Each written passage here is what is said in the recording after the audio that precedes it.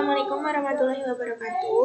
Pada kesempatan kali ini, saya akan menjelaskan mengenai proyek 4, yaitu formulir survei web atau HTML siswa.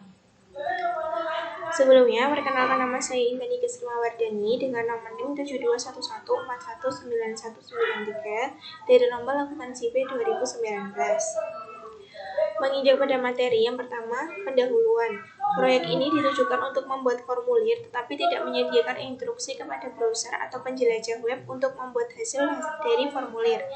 Informasi dari sebuah formulir biasanya dikirimkan melalui email atau dimasukkan ke dalam basis datanya. Tidak terlalu sulit untuk membuat respon untuk formulir email, dan kita pun dapat menggunakan jasa gratis yang dapat mengirimkan jawaban formulir ke email kita. Contoh, pada contoh ini kita akan dituntun untuk membuat dokumen notepad berupa formulir survei yang akan disimpan dalam bentuk hypertext markup language atau HTML, sehingga kita dapat digunakan sebagai halaman web.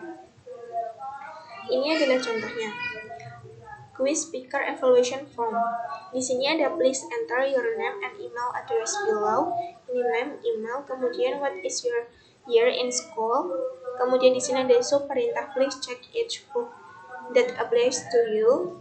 Kemudian ada perintah what is your overall rating of the speaker. Dan perintah yang terakhir adalah additional comment. Kemudian kita dapat submit response atau reset form fail to near defaults. Bagian-bagian formulir contoh. Bagian yang pertama adalah perbedaan paling signifikan adalah pada baris ke-6 dan ke-47 pada kode HTML. Kedua, baris 14 dan 18 adalah perintah yang menangkap input untuk file, nama, dan email. Baris ke-29 dan 30 membuat kotak cek yang nampak pada contoh. Kemudian, baris yang ke-23 dan 26 menampilkan perintah pilihan untuk tingkatan kelas. Baris ke-33 dan 38 memberi daftar perintah yang menghasilkan menu drop-down pada contoh. Baris ke-42 terletak di antara perintah awal dan akhir area teks. Jika dihilangkan, maka awalan dan akhiran juga akan hilang.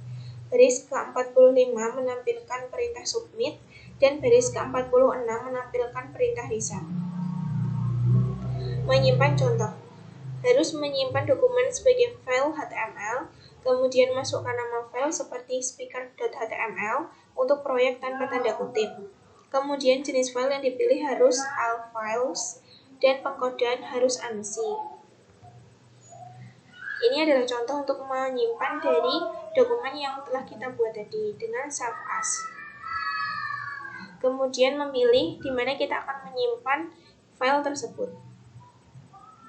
Melihat halaman web yang telah kita buat. Yang pertama adalah bukalah browser web dan pilihlah perintah file diikuti perintah open. Ketika nama file atau browse untuk mencarinya.